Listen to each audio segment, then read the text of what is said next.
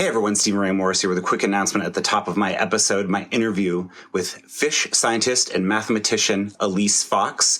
Have to give a big shout out to Jen Boyce from Ballpark Music for introducing us.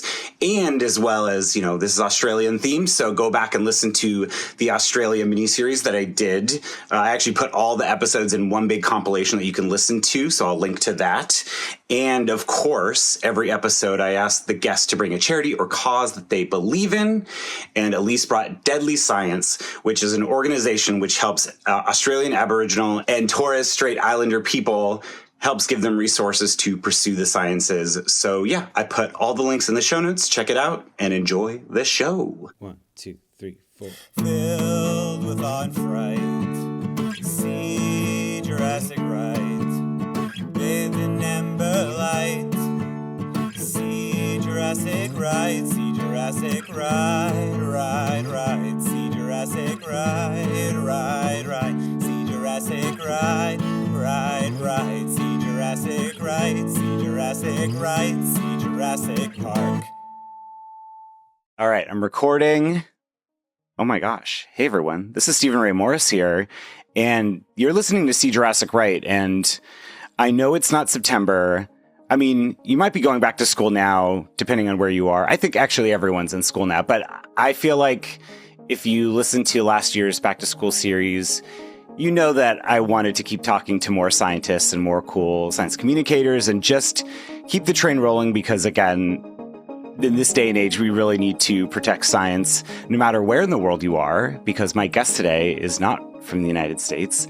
But on the day we're recording this, or the evening, is actually the anniversary of when I visited Australia in 2025. So only appropriate to chat with my new friend, the award-winning Mathemafishian. I'm not sure if I pronounced that correctly. It's Alice, or oh my God, I screwed it up because I got overconfident. Alise Fox. Thank you for joining me. Hello, thank you for having me. Oh my gosh. And that's your one turn of saying my name incorrectly, but I put the wrong idea in your head, so you're excused. It's always a thing where I just am trying to make it a habit, or I have been making it a habit of asking people, because sometimes I just especially people I've known for a long time, I just assume. So, but yeah, I mean, your last name is Fox, but you study fish. Yeah. I do. I study fish for work. Also, Fox is, fun fact, just right off the bat, Fox is just a name that my husband and I picked because it sounds cool, because his surname everyone got his surname wrong and everyone gets my first name wrong. And I just jinxed it by putting that idea in your head. So when we got married, we're like, screw it, let's just pick a fun surname and say, we're the Foxes. But we should have been the Fishes. Aw. But I mean, both are very cool. And I feel like this is a dumb question to ask right off the top, but I'm channeling the spirit of Alie Ward, who does ologies, by asking the dumbest question. How many fish are there? Heaps, but not enough. I don't have an exact number, but the number doesn't matter. But sure. It's the vibe of how many there are, which is the way more important thing.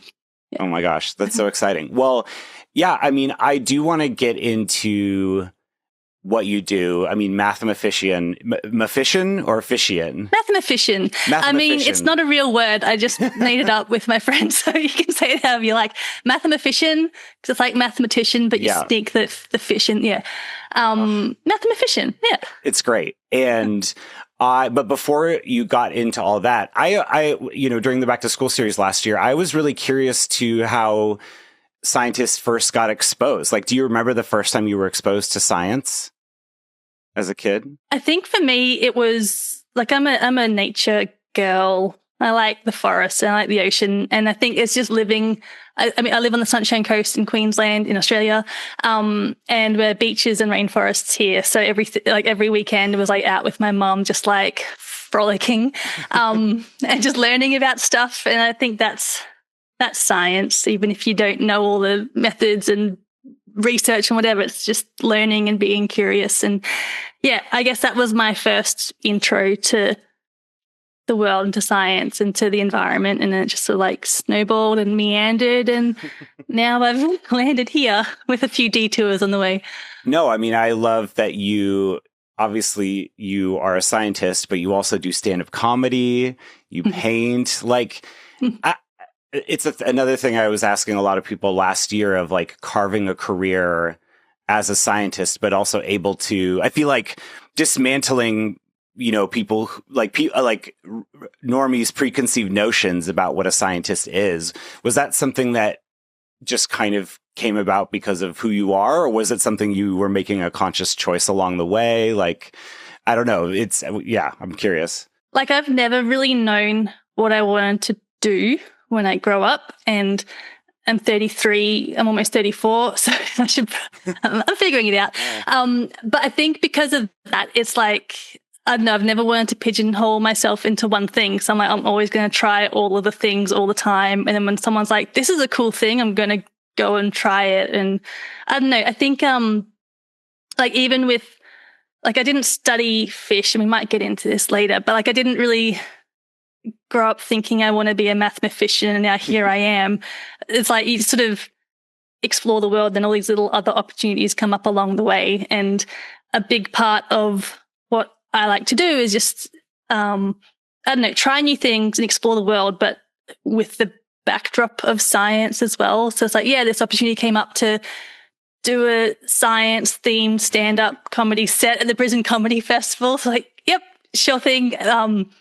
So it's like, cool, I tried stand-up as a scientist, and now I do lots of paintings, and I paint cool animals and fish and birds and whatever through the lens of science, and I call it scientific illustration because I'm practicing like what they look like. And I don't know, I think it's like, if my vibe is science, then I just try lots of different things and just fit it into the mold of science. And I think all of the extra curricular things I do, like, most of the time it's to get people excited about science, engage in science, and think, oh, that cool thing in my life is actually secretly science as well, because it's everywhere. And science and maths especially gets a bad rap.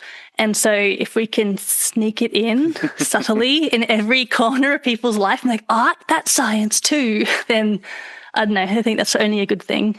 No, I love hearing that. I think people hearing this too, because I think there's a lot of us who are curious about the world, and maybe almost, like, I think related to maths, almost sell ourselves short. And I feel like there's been a few people I've talked to over the last year or so, past guest is Stefanie, where it's like related to maths, like, oh, we don't, like, pretending to, or not pretending to, but like this kind of anti-math thing, I feel like is kind of tired. And I was curious, like, when did you know that you were good at math? Or wait, do Aussies say maths, like the Brits? Maths. It's maths. It sounds so good. I love that. I love that so much more. But yeah, because math, you sort of like, where's the rest of the word? And I sort of like, yeah, maths. Yeah. When did I love math? I remember in grade 3, I didn't like it. And by about grade 10, I did like it. So somewhere in the middle, I transitioned. I think I just like that it's a system, and there's some rules, and you can stretch the rules and push the rules a little bit, and be like, oh, that's how, like, everything just relates to each other in maths. And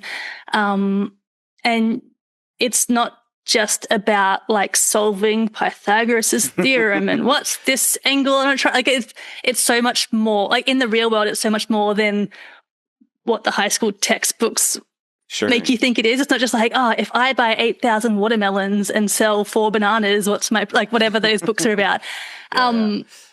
It's like, maths is all about like building up your tools and this way of thinking that lets you apply these rules to lots of different problems. So like counting fish or whatever the thing is. Like, all of science is at its heart maths. That's my first hot take. Ooh, okay. All the science is, it all comes down to math, and that lets you, I don't know, when you know how to use maths, you can use it to like solve real world cool big problems. And it's just like a way of thinking, of problem solving and thinking critically. And that's why maths is cool. Ooh, yeah. I love that. Is there, like, again, this when you're starting to love maths, and I'm going to start saying it and keep it going.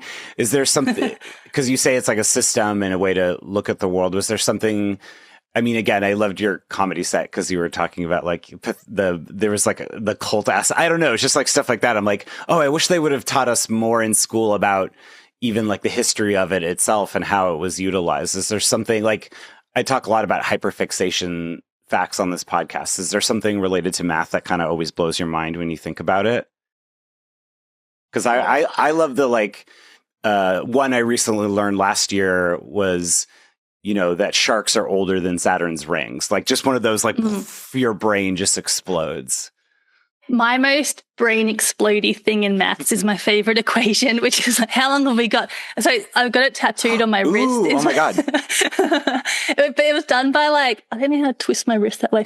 It was done by like, it's like heavy biker guy. So it's definitely just leaked and it looks terrible now. But it's called Euler's equation or Euler's identity. So Euler, I don't know if you know the number E. It's a pretty famous one. Yeah. Anyway, there's a number, it's like pi, but it's E and it's a different number and it does different things. So E is named after Euler and this is his like one of his big fancy equations.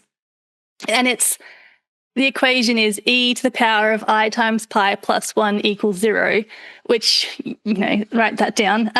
E is a number that comes from calculus. Pi is a number that comes from geometry. I is an imaginary number because they're like, oh, we can't take square roots of negative numbers. Let's just make up a whole type of number and then we'll call them imaginary.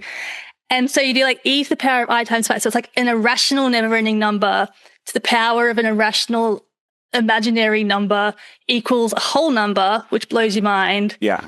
And it equals a negative number, which no number to, anyway, it just goes on and on and on. And it's beautiful and it's cute and it's pretty. And I don't know, without going into like a full lecture, I think maybe most of your listeners have switched off because like, oh no, she's going into, but anyway, it's very easy to go on my soapbox and talk about how cool this equation is. That was one of the big moments for me of like, math is really, really, really cool. But that's not a hyperfixation fact because you can't tell that story at parties because it's boring. So maybe we'll talk about Erdős, Paul Erdős was a mathematician who I think he was Hungarian and he was alive in like the early 1900s. And he was like the most eccentric mathematician. He'd be awake for like 20 hours a day, just like on heaps of drugs, just like, I've got to solve all the maths. And he was homeless and he would just live out of a suitcase and like knock on the door of mathematicians' houses to be like, knock, knock, knock, do you want to do some maths? And he'd just like stay at their house for maths and then publish papers. And then he just traveled the world like trying to solve stuff. So he's my favorite guy in maths to talk about, I think. That's cool. Yeah. That's, I mean, I feel like that is, you know, one aspect of, I feel like SciComm, you know, making, which again, I think scientists are very cool, but you know, it's like hearing about, because that was something I wanted to ask as well too, because like growing up liking maths and I think a lot of people who listen who are, you know, are younger, it's like, how do I get into a career? And it's like, where for you personally, it was like, at what point were you like, oh, this could be something that's my career? Was that something that crossed your mind? Was it like going to grad school, undergrad? Like, how did you go from enjoying this stuff to then being like, oh, I actually want to pursue it? Yeah, because what's a mathematician? Like, no one really knows what that means. And Jeff Goldblum, Ian Malcolm from Jurassic Park, you know, just have a leather jacket, look cool, you know? Yeah. Sleep 4 hours a night and just do heaps of drugs like Paul Erdős. I think, I don't know what it's like in the US, but in Australia in grade 10, they sit you down and they're like, what do you want to do for the rest of your life? Quick, pick all your subjects and plan your future. And like, I think that's dumb. But when they were like, what are you going to do for your life? I was like, I don't know, man. I like maths, but what does that mean? And so this is like, I don't know, 20 years ago or something. The only example I had of someone doing maths as a job was my maths teacher. And so I was like, all right, that looks good. And so I just went to uni and studied to be a maths teacher. So that was about 4 years and loved it. I loved learning more and more maths through my education and maths degree. And then I finished. I was like, cool, I'm a teacher now. But I wasn't really convinced that that's what I was going to do. But I became a high school teacher and I did that. Yeah, I was a high school teacher once for 6 months, and then my gosh. I was like, no, I'm out. See ya. So that's what, like 1/8 of the time I spent studying. Yeah, it wasn't really for me, but it was all I really knew that I could do at the time of leaving school, because there weren't any examples in the world of like young female mathematicians.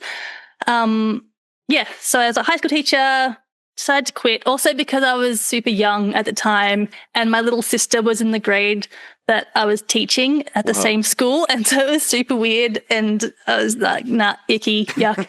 And so I went back to uni to do something mathsy, but I still didn't really know what that meant. And so I did my honours degree, which was a 9-month project, and studied like how people wobble when they ride bikes through the lens of maths. So like doing a lot of computer coding to use this like mathematical technique to analyze all this biomechanical data to be like, oh, this guy riding a bike has a bit of a wobble in his shoulder in this dimension, which is transferring down to his hips, down to his knees, and like doing this biomechanical analysis through maths, which is cool. So it's fun. And then I was like, oh, I love maths. I want to keep going. I still don't really know what it means. And then I started a PhD, which, spoilers, didn't end as a PhD. It kind of turned to shit, but that's all right.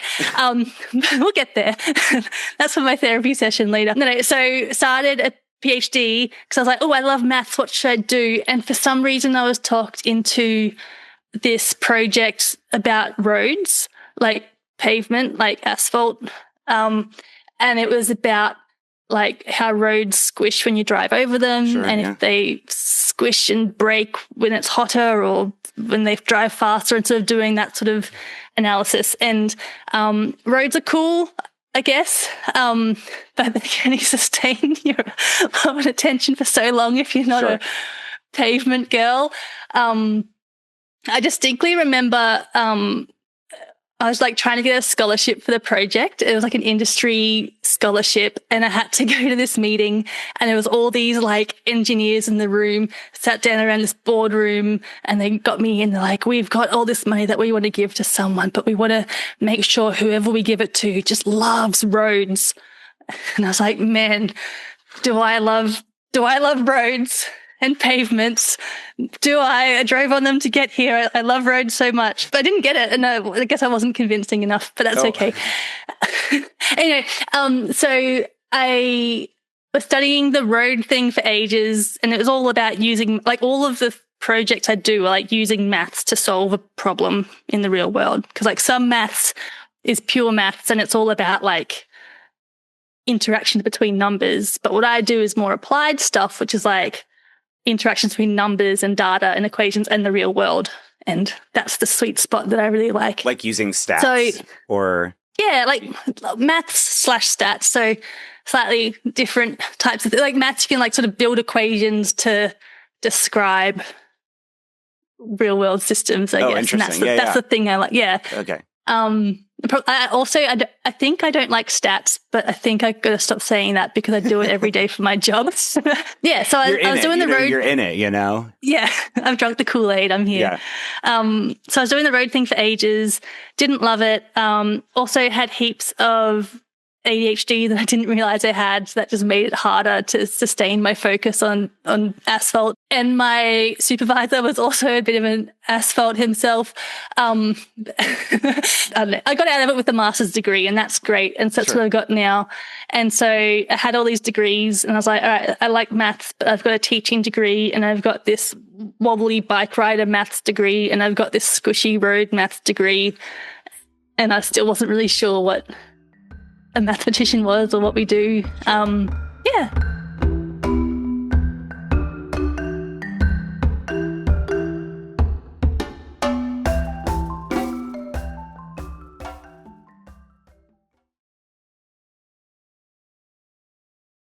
So I had like a few different options when I was like hitting the job market, because I was like, I can only do so many degrees without figuring out what I'm going to do with myself. And then there are a few options. And then one of the options was where I work now. One of my best friends is a strawberry breeder at the department where I work, also cool. Yeah. And she's like, hey, there's a maths job going at my work. You should work here because then we can work at the same place. And I was like, all right, what is it? She's like, fish. I was like, I can do fish. I've done bikes and I've done roads. I can do fish. And now I do fish maths. And I think the cool thing with maths is like, even though they're super different topics that I've done, it's all like building up your skills and your tools. And I come up against a problem in my fish job. And I'm like, oh, that I can use that tool that I was learning about, 10 years ago doing this completely other random project, and it all kind of builds up and links together,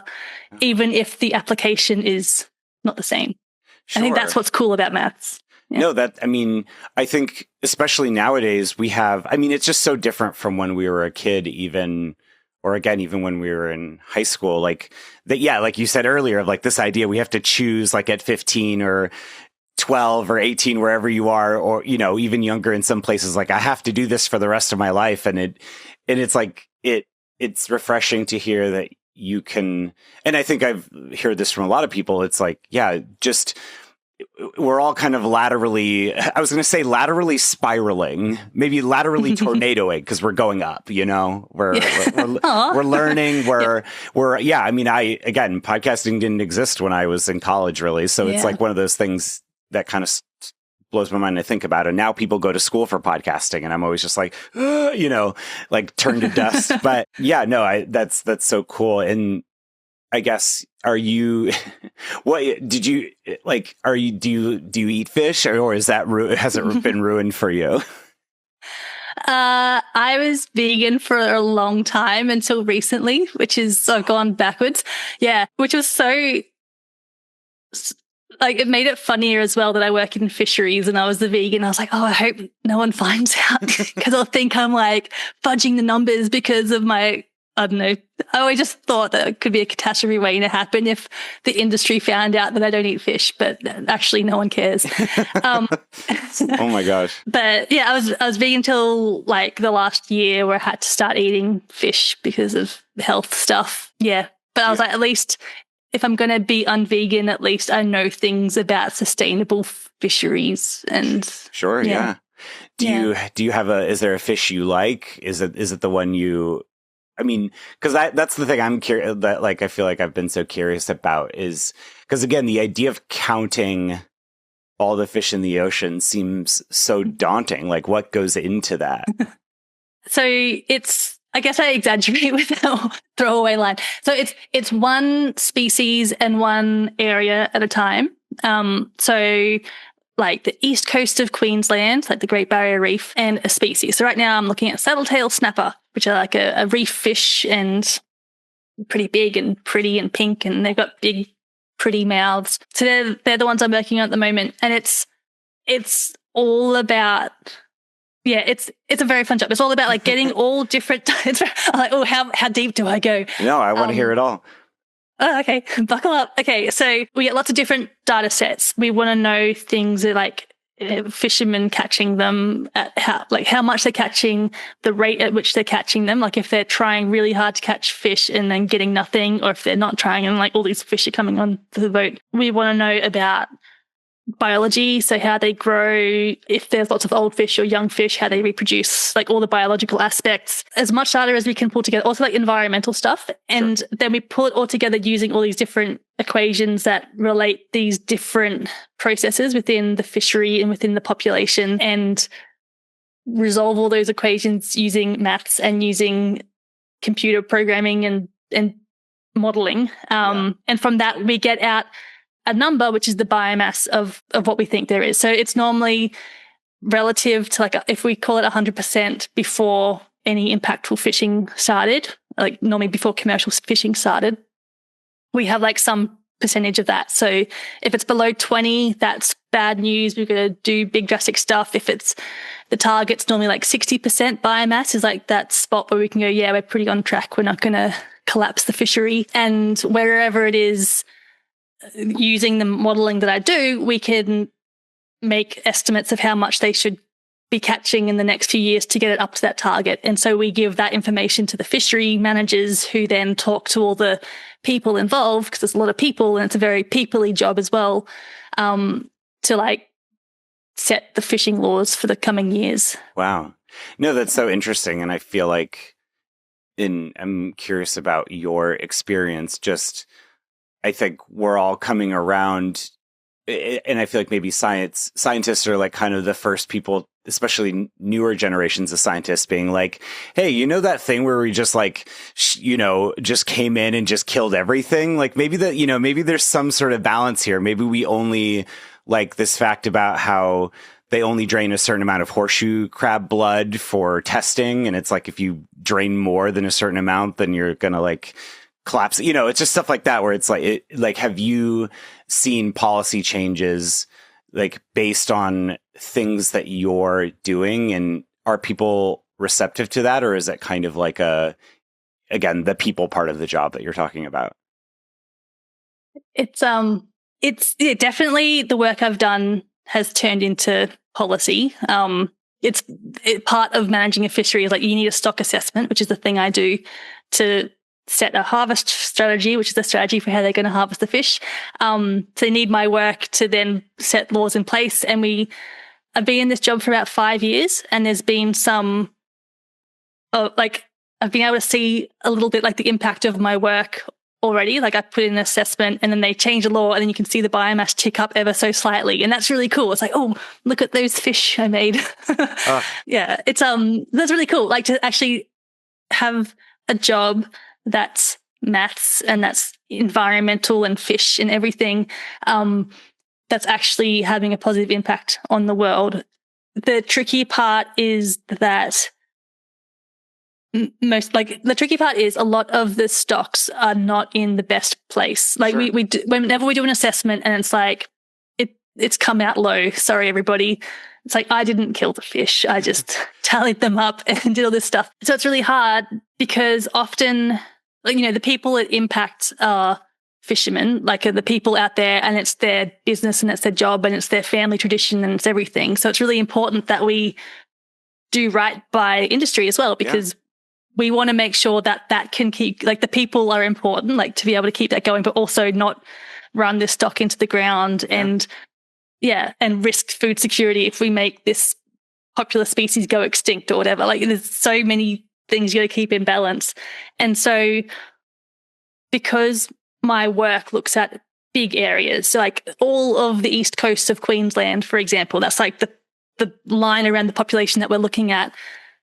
And we have to look at the trends as a whole, even though, this guy might fish his spot and they're biting more than ever and they're catching more than they ever have. And so she's a liar. Like, how can you say it's going down? You can't see what I see. So it's really tricky to make it clear that we're looking at trends on a whole. And even though, in one area it might be good, one area it might be bad. And there's always assumptions that come with modeling something like that. Like in any mathematical model, you've got to make assumptions, and we try as much as we can to get fishermen involved in those assumptions and those decisions, but it's a big diverse group and you can't always keep everybody happy. So it's a very tricky balance. Yeah. So trying to do the best science that we possibly can, and also having good comms around it so people can know that we're doing the best job we possibly can, because the alternative is like, go nuts, and then they could be fished to the ground and then there's none left. So it's hard to keep everyone happy.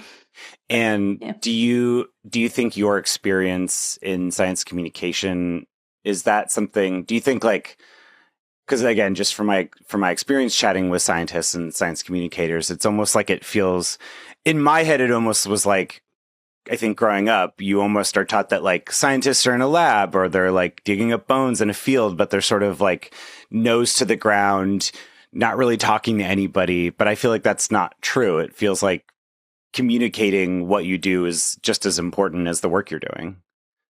I think so. It's so, especially in the work I do, when it's like, we go away, we do this stuff, and then we come back and like, this is your number. And they say, how'd you get to that number? It's like, oh, it's really hard. We can't really explain it, but just trust us. Like, just trust us doesn't really fly. So you got to, like, we can be as transparent as we can, but transparency in what you do isn't just being like, here's all of my code, because that means nothing to people. Or like, here's this 200-page really technical document, because that also means nothing. That's like equally as not transparent. So it's all about taking your work and then turning it into something that people can digest, even if you have to make it technically rough around the edges. Sure. So it's not technically perfectly correct in some areas for the sake of getting that message across so that people can understand and you get buy-in and, I don't know, make people realize that you're all on the same team, which is a big challenge a lot of the time. Because I don't know, I hear a lot of things about like people thinking that we've got all this secret agenda and like we're not, we're all trying to do the same thing. We all just want our fish to be happy and people to be able to eat the fish that they want to eat if they want to eat fish. So yeah, so I think the science communication for my work specifically is really challenging because it's also a lot of like hoops to jump through in terms of like messaging, and there's a political side of it as well. So I've got to be really careful about some of the things I say. But on the other side of it, the other science communication stuff I do is, hey, look, I'm a young lady scientist. We exist. Like that stuff's a lot easier. Sure. Rather than talking about the specific work stuff. So I think the other part of just the extracurricular SciComm stuff I do is just about raising profiles of what it looks like to be a scientist or a mathematician and let little people know that there's a spot for them in STEM because, yeah, it's like when I was at school and I was like, I don't know what a mathematician is. I don't know what that means. Just putting more examples and raising the profiles of people to help young people know that they can do this as well. And science isn't just one thing. It's not just the lab coats. It's all sorts of different things. And it's going out and talking to fishermen and it's lots of different things. Like science is broad and yeah, that's another reason why I do so much extra stuff. Yeah, I know. I feel like I'm assuming that's what the side quests are on your website or part of it, I should say. I love that description. I've got too many side quests. Yeah. I've got too many side quests. So I've got to update my website. There's so much I haven't put up there. Yeah, side quests, as you know, are my passion. I love a side quest. I did a TED talk about side quests. I know. It's not out yet, right? No. Apparently in like a week or two, we see the first draft of the video of my TEDx talk. But yeah, it's all about side quests. Yeah. I don't know where it's going. Well, maybe it'll be out by the time this comes out, actually. So yeah, we'll keep people posted. But yeah, I've just dated this recording now. Sorry. I mean, again, to me, it's really funny that this worked out because I'm chatting with you. Literally, I think like this time a year ago, I was on the flight out to Sydney, and then we went to Cairns, and then that's the thing I forget. Like my second, I basically landed in Sydney, went to Cairns straight away. And then the very next day I was out at the Great Barrier Reef. It was like, I feel like some vacations you like kind of ease into the biggest thing. And I went I went into the thing that like, I've said before on this podcast, like that's a thing you learn about in school growing up. Like when I learned about Australia, it was like the Great Barrier Reef, like that was the thing that captured it's right there. Yeah. That I captured my imagination when I was a kid. And so I wonder if I've seen your fish. I probably did. Yeah. I'm assuming. I remember going out. So I've got friends from work who live in Cairns, and one of my friends took me out on the boat and we went snorkeling, and like I look like a nerd. I'm obviously a nerd. And the people who do my job, they're either nerds or they're like fish people who also know, like it's kind of like one of two stereotypes. And so I was the nerd going out with like my fish science friend. And so he knows all the species and he knows all the lingo and he knows how to say the fishing words. And yeah, so he was able to point out all of like my guys. And so and so I've done coral trout. There's a lot of them there. And so we were snorkeling. It's like, that's your guy. It's like, hello, I've counted you.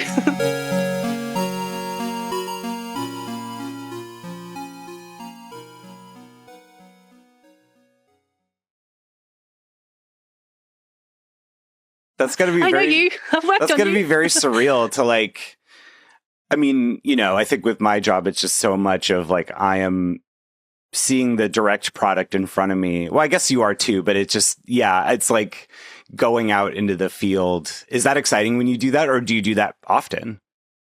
I don't get to do field work, which is sad. Like my field is a desk, because it's maths and it's stats and it's coding, but I guess it's that stuff, but with a context. So I try and go out and do the contextual stuff as much as I can, even if it's not for work. So it's not my job to go snorkeling and wave at the fish that I've studied, but I wish. But also like even, at a fish and chip shop, and it's like, which is like way more morbid than seeing the cute little fish swimming around. But it's like, I've worked on you and you and you, and I know all of your biomass percentages. Like sometimes I'll look at like a menu and be like, they're at 48% or they're at 53%. And wow. that's my weird party trick, is listing the biomass ratios of that's fun. The stock status of different species. And just because I'm dumb, like I have a vague vibe of what biomass is, but could you explain it for me?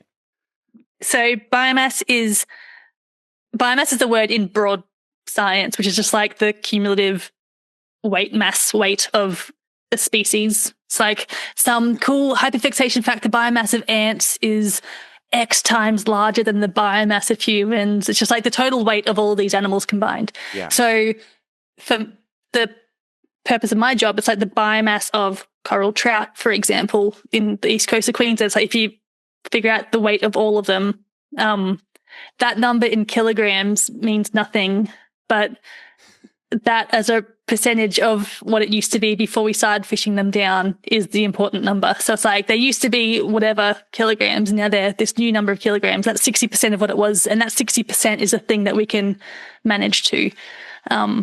Yes, that's what, when I talk about biomass, that's like the main number that we calculate. It's like how many are there and how many are there compared to how many there used to be.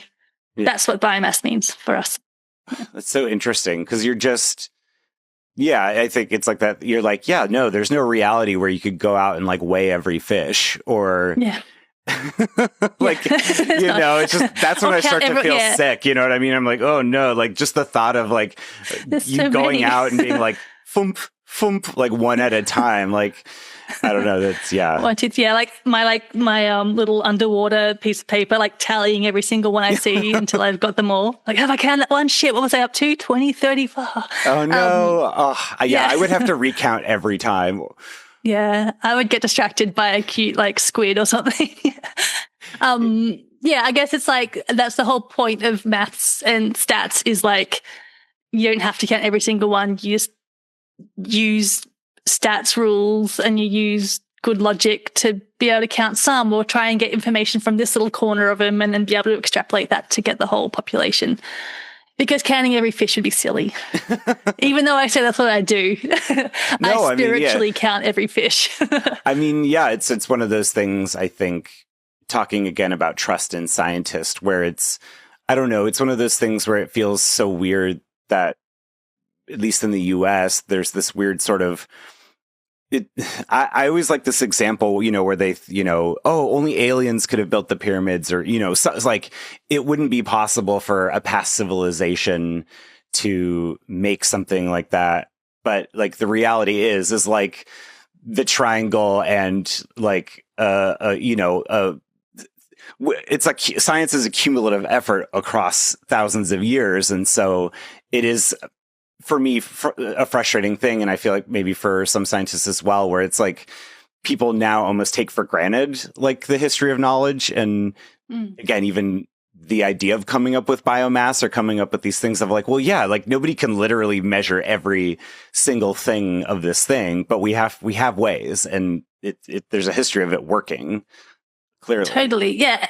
And then evolving that and developing that, like there is a history, and science is all about just finding ways to understand the world and gathering new information and new understanding, and then testing what we know and if it's still correct or if we can do that better. And that's all science is.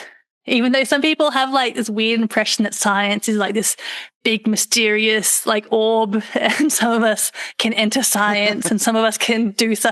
It's like it's all just using the scientific method to be able to test ideas and add to the knowledge of the world.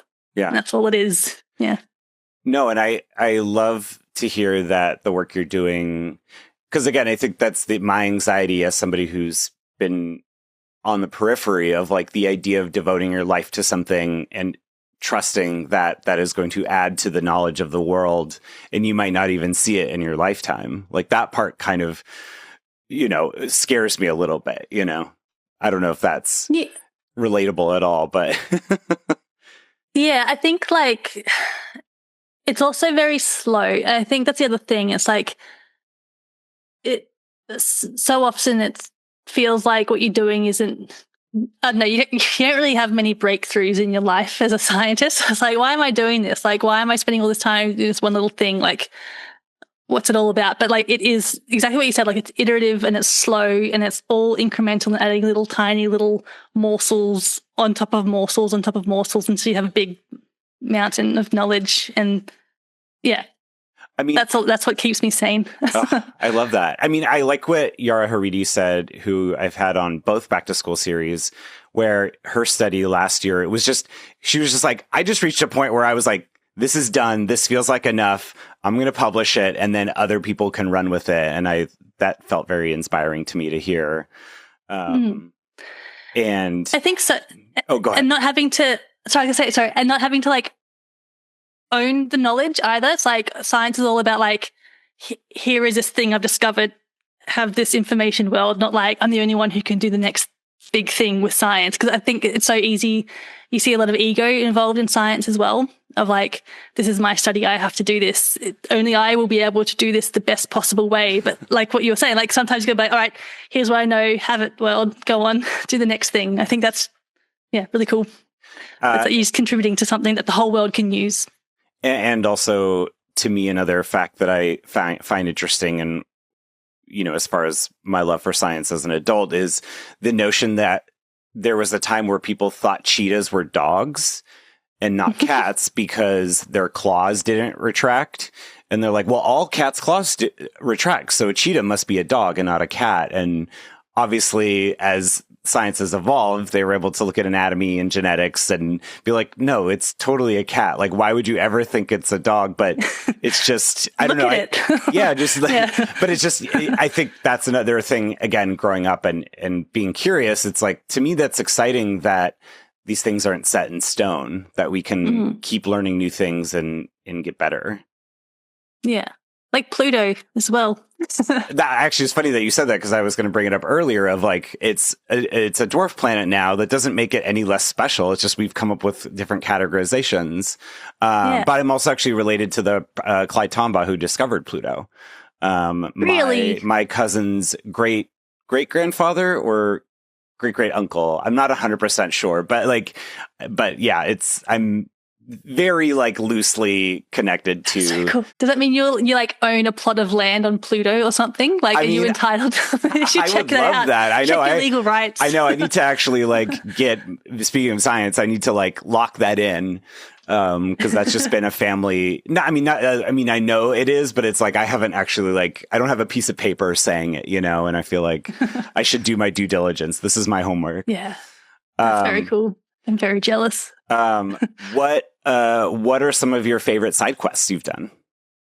Ooh, man. In life. I mean, as far as because again, I as somebody who has found their way back to science as an adult, in wanting to be more involved, I just love the way that you've, again, art can be science. Like that to me is just a cool thing. Like, you mentioned your paintings, or, I mean, you have a lot of paintings around you right now. I do. Yeah, surrounded by paintings. Yeah, I paint. That's a thing. So that's my squid. That's my bobtail squid that I sent a print of to David Attenborough, and then he wrote back. And talk about this. Oh my god. I wrote. So you can write letters to David Attenborough, like David Attenborough being, the main guy of the world. And you can just write him a letter. You can just find his address on the internet and write him a letter, and he writes back. I'm not sure the chances of him writing back. Actually, I know someone who did write to him, and was like, he never wrote back. And I was like, what do you mean? She's like, I wrote to tell him that evolution is a lie. Oh, no. I'm like, oh, shocker. He didn't write back. But he wrote back to me, and I'm so chuffed. And now I have a handwritten letter from David Attenborough that says, thank you for doing the work I do to protect the fish on the Great Barrier Reef. And I also sent him a print of that squid and said, I hope you like it. And he said it's a joy. And he underlined joy and he exclamation marked the word joy. And so I got it tattooed on my other wrist. Oh, that's so special. Which is the wrist where my paintings come out as well, because I'm left-handed. So now when I paint, it's the joy wrist that You're is channeling. painting. And so, yeah. So now David Attenborough helps me paint. That's so cool. Yeah. Is there, I was asking this a little bit during the Back to School series last year, is there a movie or a show that has like represented what you do, or just something you like in science where you're like, oh, that's a cool example of that? I think, well, Finding Nemo is the obvious one. Really? Okay. Yeah.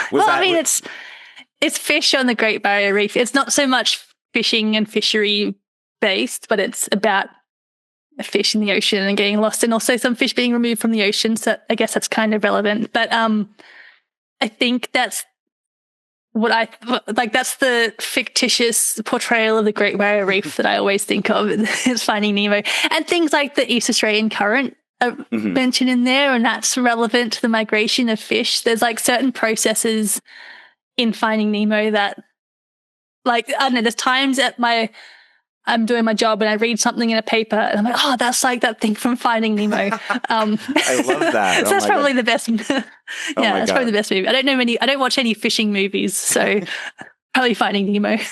I love that. I mean, that was a very special movie for me. I think it came out when I was like a freshman in high school. So I remember really, again, another like, that's the Great Barrier Reef, man. And then like I'm going to go there one day. When I was there this time last year, I talked to a stone turtle. He took me on a journey. It was great. Dude. Yeah. Did you lose your son in the anemones or whatever? I did. I did lose my son, and I never got him back. Rest in peace. Yeah. Maybe in the sequel. I don't know. Yeah, exactly. I don't know if this is a good question, but I thought of it when I was thinking about our chat. But, Jurassic Park is a movie. I think when you were growing up, you're like, oh, it's man versus nature, or like science gone too far or something. But, as you get older, you're like, no, it's actually about capitalism run amok, because like they didn't try to make those dinosaurs into a theme park, like just for, nature study. And like, if you had to make a movie, like a science movie, like what would related to your field, like what would that, whether maths or fish, like what would be that movie? Would you do the movie about the Paul Erdős? Would you do the biopic about him? Or what comes to mind? Oh, you're my guinea pig for this. You're the first person I'm asking this question. Pitch a movie, quick. Yeah. Throw me a pitch. I don't know. I think it would be like a remake of Finding Nemo, but way more cynical and political. Yes. I love that so much. Oh my gosh. Yeah. Because, it's like, I don't know, I always grew up from like, triple bottom line, there's like environment, people, and profit or whatever. That's like the pillars of whatever. And I'm always like, okay, I'm an environmental girly. That's who I am. I love nature, and I want to have a job that's all about nature and protecting nature. And that was like the starry-eyed me. And now I'm in this job. I'm like, oh, there's so many other things that you have to balance and consider. Sure. And so that's where the cynicism of Finding Nemo comes in, because like, it's all well and good, but also we have people to feed and we have people's livelihoods to protect and whatever else. And so, yeah, this like gritty live action remake of like the journey of Nemo from ocean to plate. Oh, wow. I love that. Oh my gosh. And the best picture goes to. Yeah, I probably wouldn't watch it though. That's the thing. I'd cry. Goodbye, Nemo, Yeah. Yeah. Yeah, Losing Nemo. Oh. Oh. Look, we can't end on that note. But it has been such a joy to finally get to actually chat with you. Is there like a fun hyperfixation fact that's kind of been preoccupying you lately, or just one that you, like you were saying before, something you can throw out at parties that you like?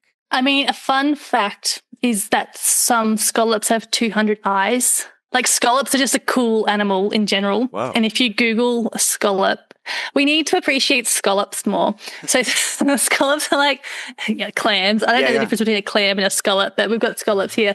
And if you Google them and Google scallop eyes, they have like up to 200 eyes, and they're like these beautiful little blue things. And they swim, and they're so funny when they swim. They look like little hamburgers that are like someone goes to like pick what, there's a video, it's like someone goes to pick it up and it goes, oh no, and it like swims away, and it's like trying so hard. It's little like hamburger flaps, but it goes like 30 centimeters before it gets tired, and then someone picks it up anyway. So I don't know, my hyperfixation, my party trick is showing people videos of scallops swimming, and I hope that everyone goes to watch that as well. I love that. And look at their eyes, because they're beautiful. No, I didn't know that. And while we're here, sorry to yell, I'm just getting excited about scallops, I guess. There's a town somewhere in Europe, and their whole water supply is like governed by some scallops. Oh, I think I've seen a Tom Scott video about this, maybe. Yeah, with like the little dangly cork things on their top shell, and whenever the water going through them, because they're really good at water filtration, and when the water is too dirty, their little mouths close up, and that drops some sensor, and then it shuts off the water to the town because the water's too dirty for the town to drink. So there's this whole town that's just run, their water supply is run by scallops or clams or some bivalve. Yeah. I love that. Yeah, that is, I mean, again, we're all connected, and we got to take care of each other and the world around us, you know? Yeah. Even if you're a scallop. from the biggest man to the smallest scallop, to the biggest man to the smallest clam. There we go. Put that on a t-shirt. Yes. And yeah, my final question, is there any advice for people pursuing science as a career that you might have that maybe you wanted to give yourself when you were younger? Oh, so much. Understand that science is huge and diverse, and even if it seems scary, there's definitely a place for you in science or in STEM or whatever else, because it's like so often you look at, like, science can be really intimidating, and you look at people who do science and everyone's just got their shit sorted, and they look like they're all held together, and they're really smart, and they just know what they're doing. But like deep down, everyone's just figuring it out as they go along. So like imposter syndrome is such a big thing, and I have had it and still have it forever. But as soon as you start like opening up about the things that you think are scary, then people are like, don't worry, I'm scared too. Let's figure it out together. And it's people, I think when you start asking questions and opening up and admitting you don't know things, then people are really nice and they want to help. And so I think if you want to do science, know that, and if you don't know what you want to do, it's just a matter of time before you find the thing that you really like. And you might not think that what you want matches science, but there's a type of science for you, and there's a type of job. You don't have to do lab work. You don't have to do office work. There's lots of different types, and you don't need a PhD. You can just rock up with no experience and get a job that suits that as well. So I think also, I've got so many things. Also, I love it. Also, spend time figuring out how you learn things and be okay that it doesn't match everyone else as well. Like I was the one of every other late diagnosed neurodivergent person. And so I'd always be at uni and school, be like, why aren't I learning the things, or why aren't I behaving, or why aren't I thinking of those things the way everyone around me is thinking? And it's okay that you don't match other people. So just trust that the way you think is fine, and just see how you can make that fit into science. Yep. That's my soapbox. Thanks for coming to my second TEDx talk. Yay. Thank you so much, Alise. This has been so wonderful. Yay, we did it. Where can people follow you, find you, check out all your work, all that good stuff? On Instagram, I'm Alise_yay, ALISE_yay. I've got a website called alisefox.com. I'm on LinkedIn. If you like LinkedIn, I'm on all the things. Find me and just talk to me because I like talking to people. Yeah, that's me. Sweet. Awesome. Well, thank you. And thank you, everyone, for listening, watching. Stephen Ray Morris on all the things. Let me know your hyperfixation facts. What are you throwing around at parties these days? And join the Discord, the Patreon, patreon.com/See Jurassic Right. And as always, hold on to your butts, science rules, and just keep swimming. Yay.